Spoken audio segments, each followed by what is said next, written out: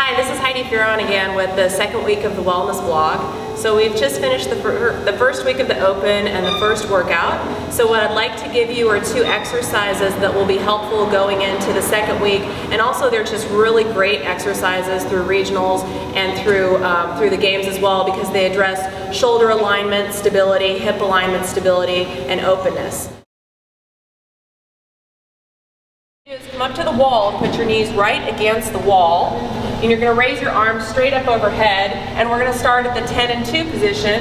Externally rotate the shoulders by making fists, driving the thumbs out. The focus is going to be to drive the shoulder blades together and down, and then we're going to have her slide back into her hips to get some quad engagement, and she's going to hold on between the shoulder blades here. Now, since Tara has more of a lordosis or a curvature in her back, we're going to put a ball between her knees. She's going to squeeze that simultaneously while engaging here. So now we're creating some really great hip stability, hip balance, some good activation in the shoulders, opening for a perfect overhead position and strengthening. She's going to hold this for 45 seconds to a minute, and then I'm going to have her come back up. So let's go ahead and have you come up, Tara. And then the next position that I'm going to have her do is, again, squeezing the ball between her knees. She's going to bring the arms out at 180, external shoulder rotation, thumb engagement, squeezing between the shoulder blades, and then sliding the hips back, squeezing that ball, getting these hips nice and balanced. Now, if you had an athlete that had more of a tucked pelvis versus a lordotic pelvis like Tara, you would put a strap around the thighs and have them squeeze out while they're in this position. So this is number 1, just to get a nice good opening. We're just open up her hips, and we're going to do like almost an active PNF stretching. So we're going to put a 5-pound plate on each knee here, and I'm going to have you push into the plates with your knees like you're trying to bring your knees together lightly, and then as you breathe and exhale, I'm going to let them go.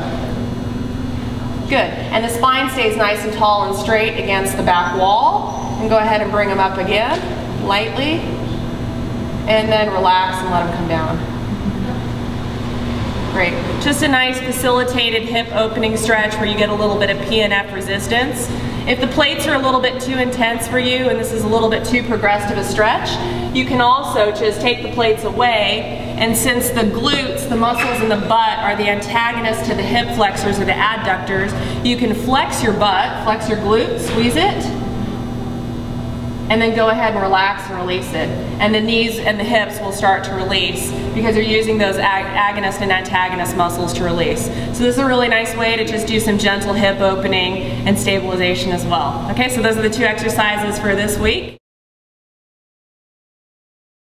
We wrap up the first week of the Open. Some things that I just want to bring to mind for you to think about are sleep hygiene, how you're recovering, and also kind of doing a mental reset.